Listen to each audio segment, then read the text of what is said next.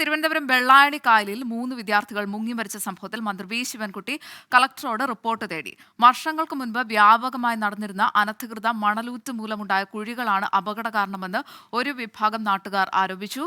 നാട്ടുകാരുടെ ആശങ്കകൾ കൂടി പരിശോധിച്ചാകും കളക്ടർ റിപ്പോർട്ട് നൽകുക. അതേസമയം പോസ്റ്റ്മോർട്ടത്തിന് ശേഷം മൃതദേഹങ്ങൾ ഇന്ന് ബന്ധുക്കൾക്ക് വിട്ടു നൽകും. വിഴിഞ്ഞം ക്രൈസ്റ്റ് കോളേജിലെ 1ാം വർഷ ബിരുദ വിദ്യാർത്ഥികളായ മണക്കാട് സ്വദേശി മുകുന്ദനുണ്ണി, വെട്ടുകാട് സ്വദേശി ഫെർഡിനാൻഡ്, വിഴിഞ്ഞം സ്വദേശി ലിബനോ എന്നിവരാണ് ഇന്നലെ വെള്ളായണി കായലിൽ മുങ്ങി മരിച്ചത്.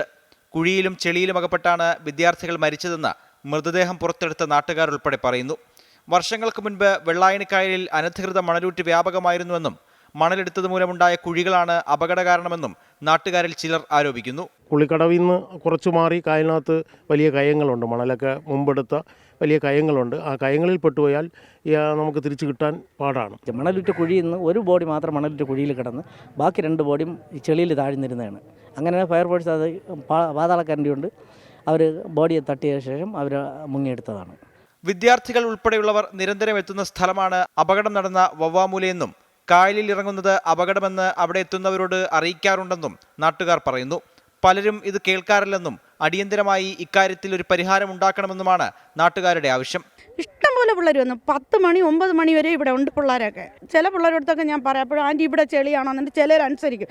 അവിടെ കുളിക്കും മുമ്പേ ഇത് 2-3 പേര് പറഞ്ഞു വേറെയും ചെളിയാണെന്ന് ആ മക്കളോട് പറഞ്ഞു. ഞങ്ങൾ കേട്ടില്ല. അവർ ദയവ് ചെയ്ത് ഒരു ബോർഡ് സ്ഥാപിക്കുന്ന നമുക്ക് ആവശ്യമാണ്. അപകടം സംബന്ധിച്ച് അന്വേഷണം നടത്തി റിപ്പോർട്ട് നൽകാൻ ജില്ലാ കളക്ടറോട് മന്ത്രി വി ശിവൻകുട്ടി ആവശ്യപ്പെട്ടു.